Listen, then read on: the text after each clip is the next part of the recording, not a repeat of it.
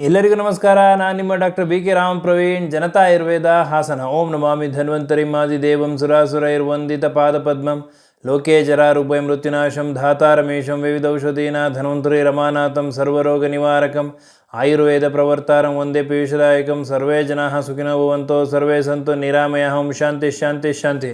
ವೀಕ್ಷಕರೇ, ಕೆಲವೊಬ್ಬರು ತುಂಬನೇ ಬಾಡಿ ಹೀಟ್ ಆಗಿದೆ ಡಾಕ್ಟ್ರೇ, ಏನಾದರೂ ಔಷಧಿ ಕೊಡಿ ಅಂತ ಬರ್ತಿರ್ತಾರೆ. ಇದಕ್ಕೆ ಕಾರಣ ಏನು ಹಾಗೂ ಇದಕ್ಕೆ ಪರಿಹಾರ ಏನು ಅನ್ನೋದನ್ನು ಇವತ್ತಿನ ಸಂಚಿಕೆಯಲ್ಲಿ ತಿಳಿಸ್ಕೊಡ್ತೀನಿ. ಇದಕ್ಕೆ ಪ್ರಮುಖವಾದ ಕಾರಣ ನಮ್ಮ ದೇಹದಲ್ಲಿ ಪಿತ್ತ ಜಾಸ್ತಿ ಆದಾಗ, ಯಾವಾಗ ಪಿತ್ತ ಪ್ರಕೋಪ ಆಗ್ತದೋ ಅಂಥ ಒಂದು ಸಂದರ್ಭದಲ್ಲಿ ಬಾಡಿ ಹೀಟ್ ಆಗ್ತದೆ, ಉಷ್ಣಾಂಶ ಜಾಸ್ತಿ ಆಗ್ತದೆ, ಮೊಡವೆ ಆಗಬಹುದು, ತಲೆ ಕೂದಲು ಉದುರೋ ಸಮಸ್ಯೆ ಇರಬಹುದು, ಕಣ್ಣು ಉರಿ ಬರಬಹುದು, ತಲೆನೋವು ಬರಬಹುದು, ಹೊಟ್ಟೆ ಉರಿ, ಎದೆ ಉರಿ, ಗ್ಯಾಸ್ಟ್ರೈಟಿಸ್, ಅಮ್ಲಪಿತ್ತ ಸಮಸ್ಯೆ ಆಗಬಹುದು, ಹಾಗೂ ಚರ್ಮದಲ್ಲಿ ಗಂಧೆಗಳಾಗ್ತಕ್ಕಂತಹ ಸಮಸ್ಯೆಗಳು, ಹೀಗೆ ಹಲವಾರು ಸಮಸ್ಯೆಗಳು ಉದ್ಭವ ಆಗ್ತದೆ.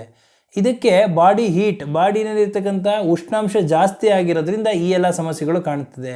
ಇದಕ್ಕೆ ಒಂದು ಸಿಂಪಲ್ ಮನೆಮದ್ದು ಪಾನೀಯ ಹೇಳ್ಕೊಡ್ತೀನಿ ನಿಮಗೆ. ಈ ಒಂದು ಪಾನೀಯವನ್ನು ನೀವು ಪ್ರತಿನಿತ್ಯ ನೀವು ಸೇವನೆ ಮಾಡೋದ್ರಿಂದ ದೇಹದ ಉಷ್ಣಾಂಶ, ಬಾಡಿ ಹೀಟನ್ನು ಕಡಿಮೆ ಮಾಡ್ಕೋಬಹುದು, ಆರೋಗ್ಯದಿಂದ ಇರಬಹುದು. ಆ ಪಾನೀಯನ ಯಾವ ರೀತಿ ತಯಾರು ಮಾಡೋದು ಅನ್ನೋದನ್ನು ತಮಗೆ ತಿಳಿಸ್ಕೊಡ್ತೀನಿ. ಪ್ರತಿದಿನ ರಾತ್ರಿ 1 ಲೋಟ ತಣ್ಣೀರಿಗೆ 1 ಚಮಚ ಧನಿಯಾ ಅಥವಾ ಕೊತ್ತಂಬರಿ ಬೀಜನ ನೆನೆ ಹಾಕಿ.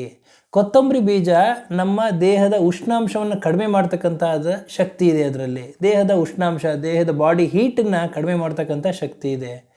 ರಾತ್ರಿ ಎಲ್ಲ ನೆನೆ ಹಾಕಿದ ಈ ಕೊತ್ತಂಬರಿ ಬೀಜ ನೆನೆಸಿದ ತಣ್ಣೀರನ್ನು ಮಾರನೇ ದಿನ ಬೆಳಗ್ಗೆ ಎದ್ದು ಖಾಲಿ ಹೊಟ್ಟೆಯಲ್ಲಿ ಸೇವನೆ ಮಾಡೋದ್ರಿಂದ ಬಾಡಿ ಹೀಟ್, ದೇಹದಲ್ಲಿರ್ತಕ್ಕಂಥ ಅಧಿಕ ಉಷ್ಣಾಂಶ, ಅತಿಯಾದ ಉಷ್ಣಾಂಶ ಕಡಿಮೆ ಆಗ್ತದೆ.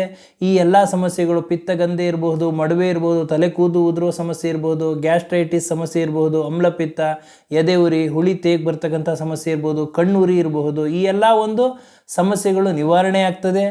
ಆರೋಗ್ಯದಿಂದ ಇರ್ತೀರಾ ಅಂತ ಹೇಳ್ತಾ ಈ ಒಂದು ಸಂಚಿಕೆಯನ್ನು ತಮಗೆ ತಿಳಿಸ್ತಾ ಇದ್ದೀನಿ. ಇದನ್ನು ಪ್ರಮುಖವಾಗಿ ಆಯುರ್ವೇದದಲ್ಲಿ ಶಾರಂಗಧರ ಸಂಹಿತದಲ್ಲಿ ಆಚಾರ್ಯ ಶಾರಂಗಧರರು ಈ ಒಂದು ಮನೆಮದ್ದನ್ನು ತಿಳಿಸಿದ್ದಾರೆ. ಹಾಗಾಗಿ ಇದನ್ನು ನೀವು ಪ್ರತಿನಿತ್ಯ ನೀವು ಕುಡಿಯೋದ್ರಿಂದ ದೇಹದ ಉಷ್ಣಾಂಶ ಕಡಿಮೆ ಆಗ್ತದೆ, ಆರೋಗ್ಯದಿಂದ ಇರ್ತೀರಾ ಅಂತ ಹೇಳ್ತಾ ಇವತ್ತಿನ ಸಂಚಿಕೆಯನ್ನು ಮುಗಿಸ್ತಾ ಇದ್ದೀನಿ. ನನ್ನ ಈ ವಿಡಿಯೋ ತಮಗೆ ಇಷ್ಟವಾಗಿದ್ದಲ್ಲಿ ಲೈಕ್ ಮಾಡಿ, ಶೇರ್ ಮಾಡಿ ಹಾಗೂ ನನ್ನ ಎಲ್ಲ ಮುಂದಿನ ವಿಡಿಯೋಗಳಿಗಾಗಿ ಸಬ್ಸ್ಕ್ರೈಬ್ ಮಾಡಿ. ಧನ್ಯವಾದಗಳು.